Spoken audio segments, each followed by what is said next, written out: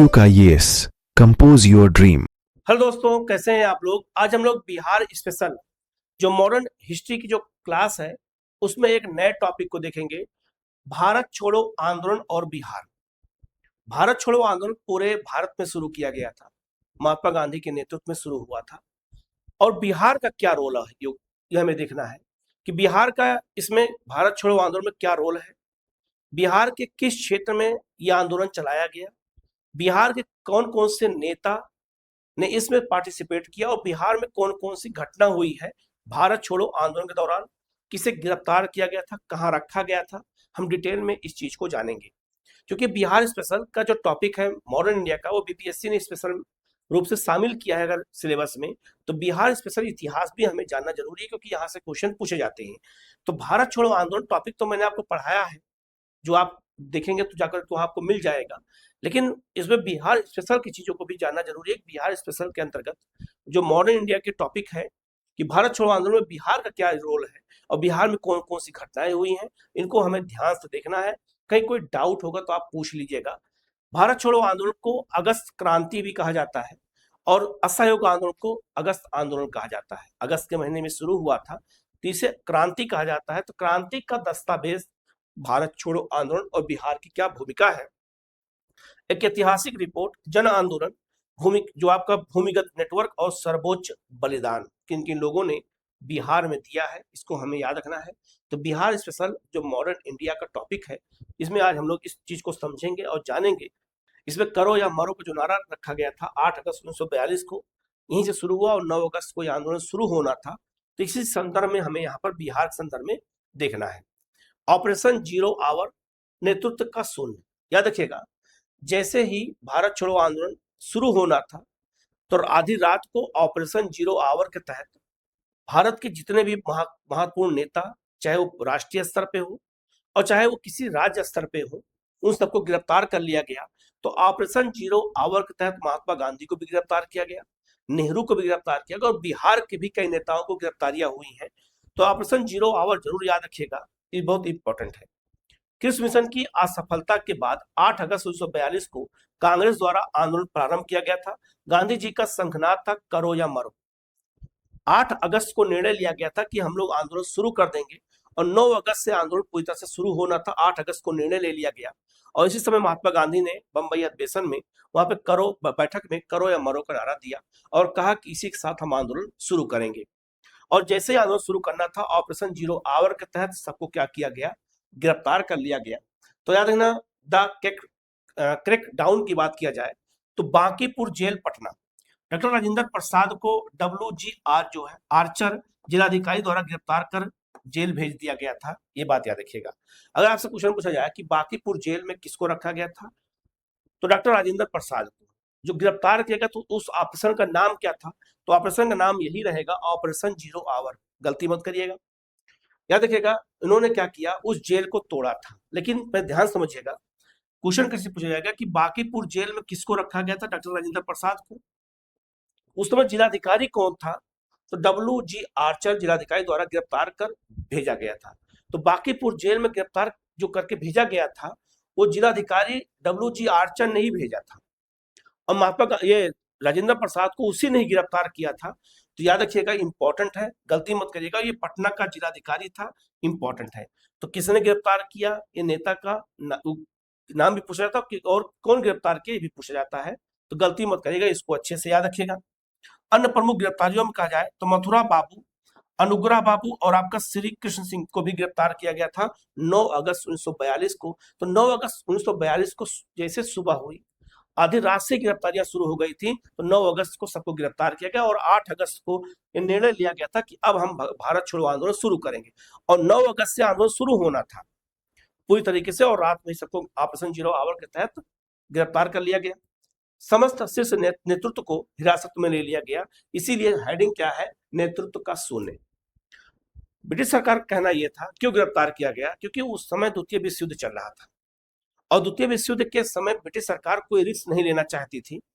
इसीलिए उसने क्या किया, बड़े बड़े नेताओं को गिरफ्तार करके जेल में डाल दिया। और जब बड़ा नेता गिरफ्तार होकर जेल में चला जाएगा तो आंदोलन अपने आप क्या हो जाएगा, शून्य हो जाएगा और नेतृत्व विहीन हो जाएगा। आज भी जब आप DSP बनोगे तो आप बिहार में हो और चाहे कहीं भी अब नौकरी जब पाओगे और डीएसपी बनोगे, पुलिस में जाओगे, तो उसमें ट्रेनिंग में जरूर सिखाई जाती है कि कभी भी कहीं कोई आंदोलन हो, कोई विद्रोह हो, सबसे पहले नेता को ही पकड़ो, और नेता को जब गिरफ्तार कर लोगे तो आंदोलन अपने आप नेतृत्वहीन हो जाएगा, और गाइड कौन करेगा उन लोगों को। तो याद रखना, सबसे पहले पुलिस नेता को गिरफ्तार करती है। तो यहाँ भी सबसे पहले ऑप्शन 0 आवर के तहत सारे नेताओं को गिरफ्तार करके जेलों में बंद कर दिया गया, उनको नजर बंद कर दिया गया। ठीक है, याद रखिएगा, इंपॉर्टेंट है, इसको जानना जरूरी है। परिणाम क्या निकला कि शीर्ष नेतृत्व की अनुपस्थिति ने एक अभूतपूर्व स्वतः स्फूर्त जन आंदोलन को जन्म दे दिया। अब कई लोग भूमिगत होकर के आंदोलन करना शुरू कर देते हैं। संस्थागत त्याग और युवा संखनाद की शुरुआत कैसे होती है बिहार में, याद रखिएगा। महाधिवक्ता का इस्तीफा, जैसे आंदोलन शुरू हुआ और लोगों को गिरफ्तार किया जाने लगा, तो गिरफ्तार जैसे हुए वैसे महाधिवक्ता का इस्तीफा किसका हो गया? सरकारी दमनकारी नीतियों के विरोध में महाधिवक्ता श्री बलदेव सहाय ने अपने पद से त्याग पत्र दे दिया। एडवोकेट थे, ये एडवोकेट जनरल थे।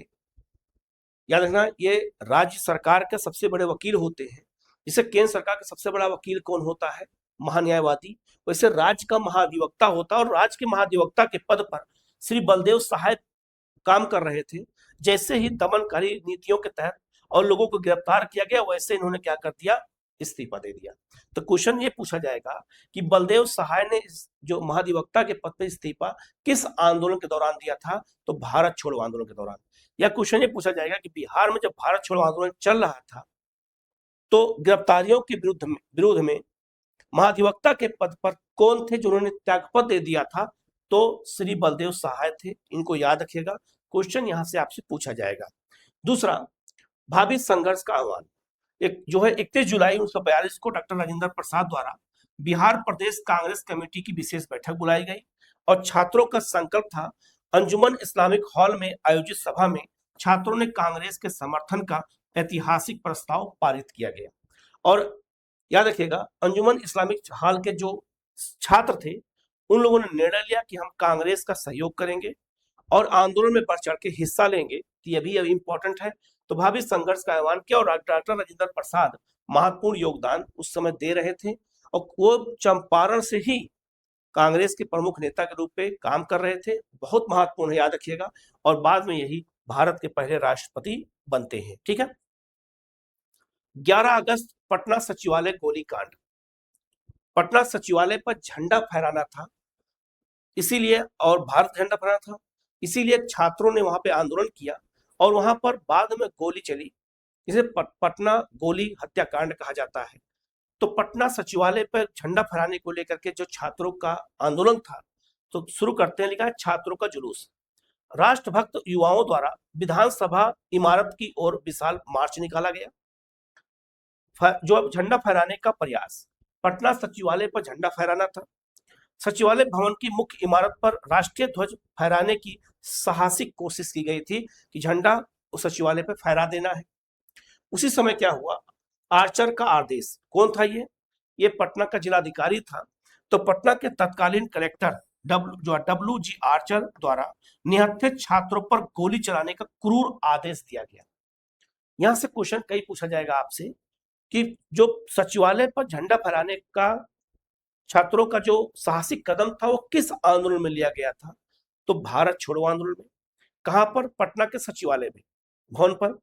झंडा फहराने के दौरान जब ये प्रयास हो रहा था, तो छात्रों पर गोली चलाने का आदेश किसने दिया? ये क्वेश्चन आपसे पूछा जाएगा। तो आप बताइएगा, WG आर्चर ये कौन थे? ये तत्कालिक पटना के जिलाधिकारी या कलेक्टर थे। ये बात याद रखिएगा। सर्वोच्च बलिदान, 7 छात्र घटनास्थल पर शहीद हो गए, अनेक गंभीर रूप से घायल हो गए, और 12 अगस्त को इस क्रूरता के विरोध में पटना में पूर्ण हड़ताल का आयोजन किया गया। ये घटना कब घटी थी? 11 अगस्त को, याद रखिएगा। 11 अगस्त को, 9 अगस्त को गिरफ्तार आंदोलन शुरू होना था, गिरफ्तारियां शुरू हो गई थी 9 अगस्त को, और 11 अगस्त को पटना सचिवालय गोलीकांड की घटना होती है। ये भारत छोड़ो आंदोलन का एक बहुत महत्वपूर्ण घटनाक्रम है बिहार का, याद रखिएगा। क्वेश्चन पूछा जाता है, गलती मत करिएगा। ठीक है, आगे बढ़ते हैं। बिहार में 7 वीर सपूत शहादत का भूगोल। जो 7 छात्र शहीद हुए थे गोलीकांड में, क्वेश्चन पूछा जाता है वो कहाँ के रहने वाले थे, किस जिले के, मिलान करने को आ सकता है। तो सातों को हम मैप के माध्यम से याद कर लेंगे तो हमें याद हो जाएगा आसानी से। जैसे सारण से उमाकांत प्रसाद सिन्हा, जिन्हें रमन जी कहा जाता था, और ये नरेंद्रपुर से थे। और राजेंद्र सिंह जो है बनवारी चक से थे। ये दो लोग कहाँ से थे, सारण से। तो दो छात्र सारण से थे, याद रखिएगा, छपरा से उमाकांत प्रसाद सिन्हा और आपका राजेंद्र सिंह, नाम याद रखिएगा। औरंगाबाद से जगपति कुमार खराटी नामक वहां स्थान है, वहां से थे। और पटना से बात करते हैं तो रामानंद सिंह शहादत नगर से, और पटना में ही राम गोविंद सिंह थे, याद रखना इंपॉर्टेंट है। तो ये दो छात्र कहाँ से थे, पटना से। तो किस जिले से कौन कौन छात्र से, मैप के अनुसार याद करेंगे तो याद हो जाएगा। भागलपुर से सतीश प्रसाद झा थे, और सतीश प्रसाद झा याद रखना कहाँ से रहने वाले थे, याद रखना आपका खड़हरा से, भागलपुर में। और मुंगेर के जमालपुर से देवी प्रसाद चौधरी थे, ये बात याद रखिएगा, इंपॉर्टेंट है, गलती मत करिएगा। तो ये याद रखना, ये 7 छात्र कहाँ कहाँ के रहने वाले थे। दो छात्र सारण से, 2 आपका पटना से, एक आपका भागलपुर से, एक आपका मुंगेर से, और एक आपका जो है औरंगाबाद से थे। इनको याद रखिएगा, क्वेश्चन पूछा जा सकता है। मैप के अनुसार याद करेंगे, याद हो जाएगा। तो ये 7 छात्र 11 अगस्त को गोलीकांड में शहीद हुए थे। और ये भी याद रखना, ये गोलीकांड किस डेट को हुआ है, 11 अगस्त को हुआ है। 9 अगस्त को आंदोलन शुरू होना था, 8 अगस्त को निर्णय लिया गया था, और 11 अगस्त को गोलीकांड घटना पटना में हुई है, और 12 अगस्त को पूरे बिहार में हड़ताल का आयोजन किया गया है। और 7 छात्र जो शहीद हुए हैं, इनको याद रखिएगा, कहाँ के रहने वाले हैं, क्वेश्चन आपसे पूछा जा सकता है, गलती मत करिएगा, इसको अच्छे से याद रखिएगा। शहादत को नमन 7 शहीद स्मारक, याद रखिएगा, 7 शहीद स्मारक जो बनाया गया 7 छात्रों का, ये भी इंपॉर्टेंट है। तो शिलान्यास, स्वतंत्रता प्राप्ति के बाद बिहार के प्रथम राज्यपाल जनरल जयराम दास दौलत राम द्वारा सचिवालय के सामने स्मारक का शिलान्यास किया गया। ये 7 छात्र का शिलान्यास किया गया, इनकी मूर्ति लगाई गई है। और भारत स्वतंत्रता प्राप्ति के बाद जो बिहार के पहले राज्यपाल थे जयराम दास दौलत राम द्वारा ही उसका उद्घाटन किया गया है। तो ये भी एक जो है हमारा जो है बिहार की शहादत में जो इन 7 छात्र हैं, उनको भी याद रखना जरूरी है, इतिहास उनको भूल लेना पाए। अनावरण 1956, देश के प्रथम राष्ट्रपति डॉक्टर राजेंद्र प्रसाद द्वारा औपचारिक रूप से राष्ट्र को समर्पित किया गया था। तो उद्घाटन शिलान्यास इन्होंने किया था, राज्यपाल थे तत्कालिक। और जब बन गई मूर्तियां 56 में, तो याद है ना, अनावरण किसने किया था, राष्ट्रपति ने किया था, उस समय डॉक्टर राजेंद्र प्रसाद ने। ठीक है, आगे बढ़ते हैं। प्रतिरोध के 2 मोर्चे, अगर इनका विश्लेषण किया जाए, इनकी तुलना किया जाए विश्लेषण के आधार पर, तो खुला जन विद्रोह और भूमिगत विध्वंस। याद रखिएगा, भूमिगत होकर के भी कुछ लोग कर रहे थे और कुछ लोग खुला जन आंदोलन कर रहे थे। तो लिखा है मुख्य उद्देश्य सरकारी प्रतीकों पर कब्जा, समानांतर सत्ता की स्थापना, ये करना था। मुख्य रणनीति क्या थी, थानों पर झंडा फहराना, हड़ताल, स्वराज ट्रेन का संचालन करना। प्रमुख क्षेत्र व संगठन तिरहुत, सीवान, दरभंगा। छात्र और आम जनता खुला जन आंदोलन कर रहे थे। वो उनका कार्यक्रम क्या था, थानों पर झंडा फहराना, हड़ताल करना, स्वराज ट्रेन का संचालन करना, और सरकार के प्रतीकों पर कब्जा करना, और समानांतर सरकार सत्ता की स्थापना करना। तो बिहार में जो आम जनता और छात्र थे वो ये एक्टिविटी के साथ काम कर रहे थे, लेकिन वहीं पर जो बड़े नेता थे वो भूमिगत होकर के काम कर रहे थे।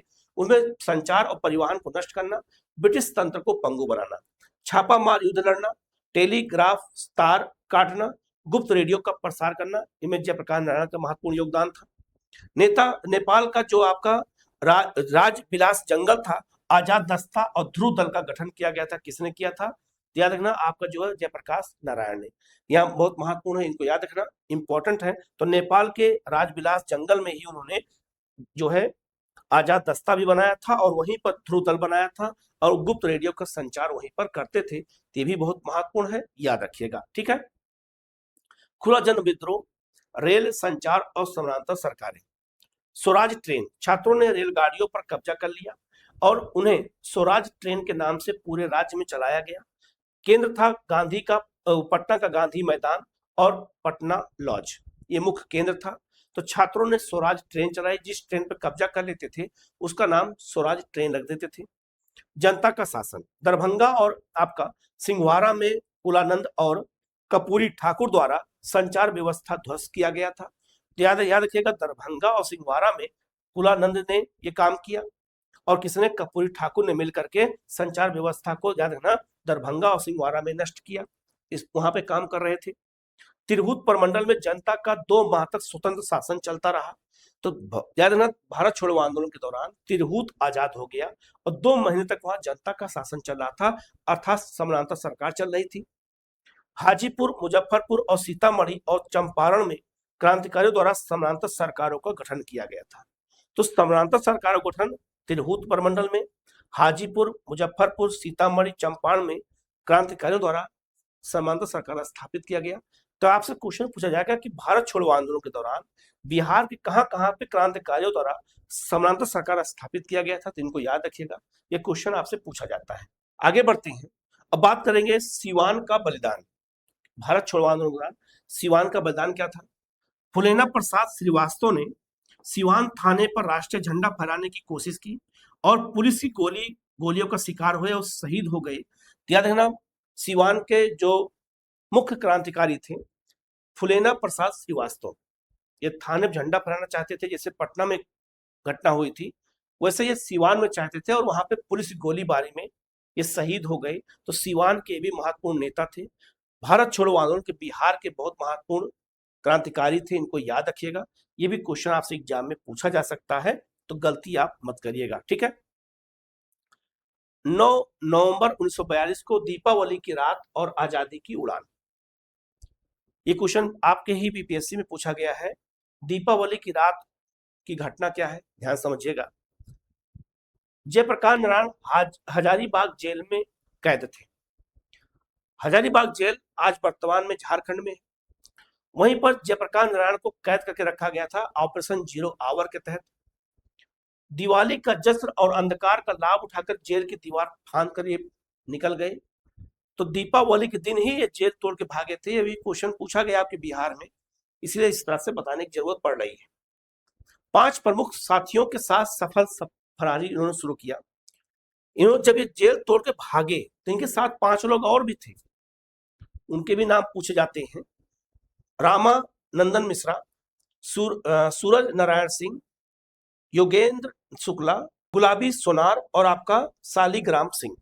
ये लोग मिल करके जो है किसके साथ सहयोग कर रहे थे, जयप्रकाश नारायण के साथ। ये लोग भी 5 लोग थे जो उनके साथ जो है जेल तोड़ करके भागे थे, तो इनके भी नाम पूछे जाते हैं, उसको भी याद रखिएगा, क्वेश्चन आ सकता है, ठीक है। आगे बढ़ते हैं। आजाद दस्ता, नेपाल में भूमिगत समानांतर सेना। याद रखिएगा, आजाद दस्ते का गठन जयप्रकाश नारायण ने किया था और बिहार के इतिहास में इनका बड़ा रोल है। भारत छोड़ो आंदोलन के समय इन्होंने बहुत महत्वपूर्ण भूमिका निभाई। इंदिरा गांधी के समय में ही इन्होंने इमरजेंसी के खिलाफ आंदोलन किया था गांधी मैदान में, जहां से भारत में क्षेत्रीय पार्टियों का उदय होता है। तो आजाद दस्ता नेपाल में भूमिगत होकर के, क्योंकि जब ये जेल तोड़ के भागे थे, फरार हो गए थे, तो नेपाल की तराइयों में ही जाकर के और अपने आजाद दस्ते का गठन किया। तो क्या क्या एक्टिविटी इन्होंने किया था उस दौरान, एक एक करके देखते हैं। तो संस्थापक आजाद दस्ता के कौन थे, जयप्रकाश नारायण थे। ब्रिटिश शासन के विरुद्ध इन्होंने ध्रुव दल की का भी प्रमुख नेता थे, ध्रुव दल का भी गठन किया था। अखिल भारतीय केंद्र था, याद रखना, राजविलास जंगल नेपाल। राजविलास जो जंगल था नेपाल में तराई में, उसी में छिप करके इन्होंने आजाद दस्ता और उसके एक्टिविटी शुरू किया था और भूमिगत होकर के आंदोलन कर रहे थे। तो क्या क्या काम किया था, छापा मार युद्ध वहीं से शुरू किया। निर्देशक सरदार नित्यानंद सिंह को यह काम दिया गया था छापा मार युद्ध का। किसने दिया था, जयप्रकाश नारायण ने।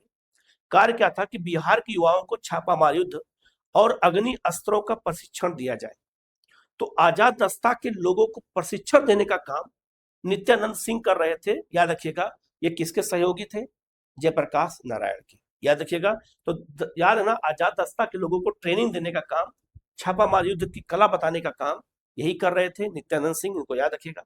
रेडियो और संचार, भूमिगत रूप से तो रेडियो संचार का आयोजन अगर राष्ट्रीय स्तर पर देखा जाए तो ऊषा मेहता, अरुणा आसफ अली, राम मनोहर लोहिया, ये सब कर रहे थे। और नासिक और बंबई में रेडियो बनाया गया था। और आपको जान के आश्चर्य होगा कि 6 महीना रेडियो के नेटवर्क को पकड़ नहीं पाते थे, ब्रिटिश सरकार नहीं पकड़ पाई। अमेरिका की मदद से वो फ्रीक्वेंसी पकड़ी गई थी कि रेडियो कहाँ चलाया जा रहा। बाद में रेडियो को जब्त किया गया था नासिक और बंबई के जंगलों में। तो गुप्त रेडियो का संचार आजाद दस्ता ने भी किया था जयप्रकाश नारायण के नेतृत्व में। प्रभावी राम मनोहर लोहिया राष्ट्रीय स्तर पर भी काम कर रहे थे और इनके सहयोगी के रूप में काम कर रहे थे। कार्य गुप्त रेडियो प्रसारण के माध्यम से जो अगर प्रोपोगंडा और दिशा निर्देश देना, तो ये लोग क्या करते थे, रेडियो के क्योंकि बड़े बड़े नेताओं को गिरफ्तार कर लिया गया, तो रेडियो के माध्यम से प्रचार करते थे और उसी के माध्यम से जो है अपने काम को आगे बढ़ाते थे। अन्य प्रमुख समाजवादी नेता अरुणा आसफ अली, अच्युत पटवर्धन 1943 के अंत तक नेपाल सरकार द्वारा प्रमुख नेताओं की गिरफ्तारी का जो है आंदोलन शिथिल पड़ गया, तो नेपाल सरकार ने ब्रिटिश सरकार का सहयोग कर दिया था, जिससे रेडियो को पकड़ लिया गया था। ये भी याद रखिएगा, ये भी इंपॉर्टेंट है। मातृशक्ति का शंखनाद, बिहार की महिला नेतृत्व। याद रखिएगा, जिस तरह से अलग अलग वर्ग के लोग जो है आंदोलन में अपना अपना सहयोग कर रहे थे और गोली कांड में 7 छात्र शहीद हो गए थे, तो छात्रों का योगदान था, आम जनता का योगदान था, तो महिलाओं का भी योगदान था, मातृशक्ति का भी योगदान था। याद रखिएगा, भारत छोड़ो आंदोलन में बिहार के संदर्भ में तो किन किन महिलाओं ने इसमें नेतृत्व किया था, याद रखिएगा। पटना महिला चरखा क्लब, और याद रखना कहाँ पे, कदम कुआं नामक स्थान पर महिला चरखा क्लब स्थापित किया गया था पटना में महिलाओं के द्वारा। जुलूस और सभाओं का नेतृत्व श्रीमती भगवती देवी कर रही थी, जो डॉक्टर राजेंद्र प्रसाद की बहन थी। डॉक्टर राजेंद्र प्रसाद की जो बहन थी उनका नाम था श्रीमती भगवती देवी। ये जुलूस और सभाओं का नेतृत्व कर रही थी और महिला चरखा क्लब चला रही थी और कदम कुआं पटना में। इनकी कौन कौन सी सहयोगी थी और कहाँ की रहने वाली थी जो इनके साथ इस आंदोलन को सफल बना रही थी? याद रखना, किसके साथ, भगवती देवी के साथ, जो राजेंद्र प्रसाद की बहन है।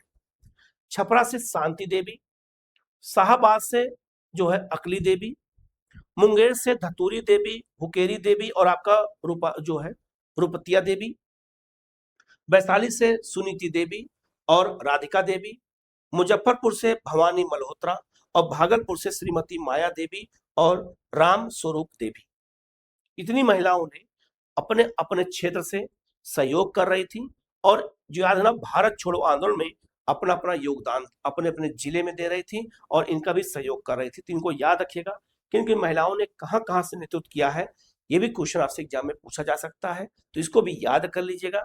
अगर क्वेश्चन आए तो आपका गलत ना होने पाए, ठीक है। बहुत इंपॉर्टेंट है, इस चीज को जानना जरूरी है, ठीक है। स्वतंत्रता की कीमत और गौरव, ये क्या था? शहादत और दमन, 15,000 प्लस व्यक्ति बंदी बनाए गए थे, 8,783 को सजा हुई थी, 134 वीर शहीद हुए थे उस भारत छोड़ो आंदोलन बिहार से, 362 गंभीर रूप से घायल हुए थे।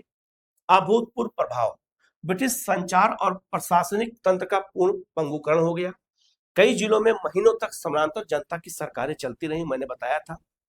आजाद दस्ता द्वारा भविष्य के छापामार युद्ध की नींव रख दी गई, ये भी इंपॉर्टेंट है। तो याद रखिएगा कि भारत छोड़ो आंदोलन में बिहार का भी बहुत बड़ा योगदान रहा है।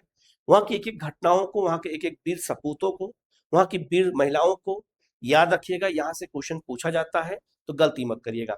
1942 के इस महासंग्राम में गांधी मैदान पटना लॉज में से उठी करो या मरो की गूंज ने सिद्ध कर दिया कि बिहार भारत के स्वतंत्रता संग्राम का सबसे प्रखर और अजय केंद्र था। नो डाउट, इसमें कोई दो राय नहीं है कि भारत की आजादी में बिहार का बहुत बड़ा योगदान रहा है।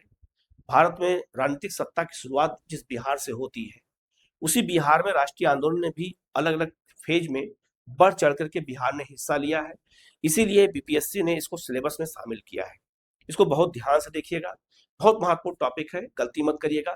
तो भारत छोड़ो आंदोलन में बिहार की क्या भूमिका थी, कौन कौन सी घटनाएं, कौन कौन से नेता, क्या काम किए गए थे, कहाँ काम किए गए थे, किस तरह के काम किए गए थे, मैंने पूरा बता दिया है। इसको देख लीजिएगा, क्योंकि यहाँ से क्वेश्चन पूछा जाता है, तो गलती आप लोग बिल्कुल मत करिएगा। तो आज हम लोग इसी यहीं तक करते हैं। तो बिहार स्पेशल हिस्ट्री में जो जो टॉपिक है, मैं अलग अलग टॉपिक के अनुसार मैं सब करा दे रहा हूँ। कहीं कोई डाउट होगा तो आप पूछ लीजिएगा, उसका जवाब आपको दिया जाएगा। तो आज हम लोग यहीं तक करते हैं, फिर मिलते हैं हम लोग एक नए क्लास में। Okay, thank you.